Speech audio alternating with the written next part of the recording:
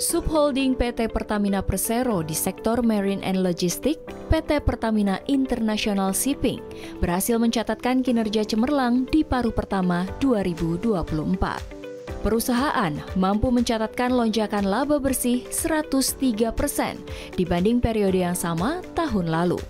Sepanjang semester 1 2024, Pertamina International Shipping mampu membukukan laba bersih sebesar 280,9 juta dolar AS, naik dibanding semester 1 tahun lalu sebesar 138,5 juta dolar AS. Bahkan, laba ini nyaris menyamai capaian laba bersih dalam setahun di 2023 yang sebesar 330 juta dolar AS.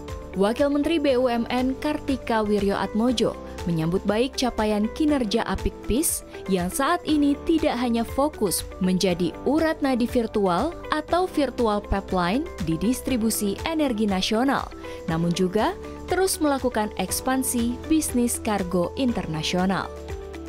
Di dalam negeri, sepanjang semester 1, Armada PIS sudah mengantarkan 71,6 miliar BBM dan LPG ke penjuru negeri dari Sabang sampai Merauke sebagai bagian dari Pertamina Group dalam memastikan keandalan distribusi untuk memenuhi kebutuhan energi secara tepat waktu, efisien, dan efektif. Di internasional, perusahaan juga aktif membuka cabang di Singapura, Dubai, dan baru-baru ini London, serta melayani 64 rute pelayaran internasional. Tiko, sapaan akrab dirinya, menilai kinerja positif ini tak lepas dari faktor global serta investasi untuk menambah jumlah armada yang dilakukan perusahaan. Dirinya juga meyakini dengan rencana PIS untuk melantai di bursa saham ke depannya akan membuat kinerja perusahaan makin melesat di masa mendatang.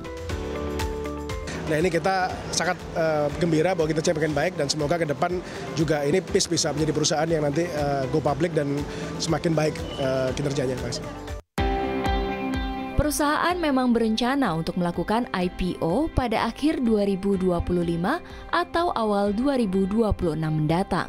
Aksi korporasi ini dilakukan karena PIS memiliki target pendapatan dan investasi hingga tahun 2034 mencapai 8,9 miliar dolar AS.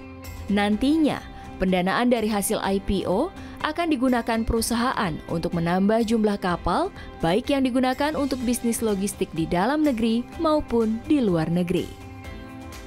Sementara itu, Direktur Jenderal Perhubungan Laut Kementerian Perhubungan, Antoni Arif Priyadi, menilai kinerja sektor logistik yang tumbuh positif tak terlepas dari peran serta perusahaan BUMN, termasuk PIS.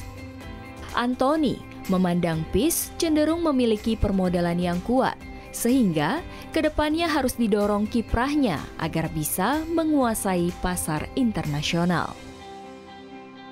Jadi kalau kita lihat sekarang kapal-kapal yang Pertamina yang keluar negeri yang super tanker dan sebagainya itu tidak hanya memuat muatan dari luar ke Indonesia, tetapi juga dari antar negara mereka juga sudah melakukan itu. Artinya mereka juga sekarang menjadi salah satu calon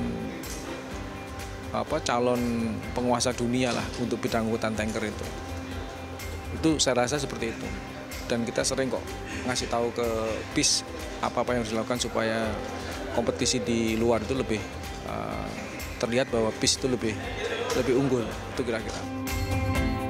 Dengan pencapaian yang mengesankan, Pertamina International Shipping tidak hanya menunjukkan kemampuannya dalam menghadapi tantangan industri, namun juga mempromosikan diri untuk pertumbuhan berkelanjutan di masa depan.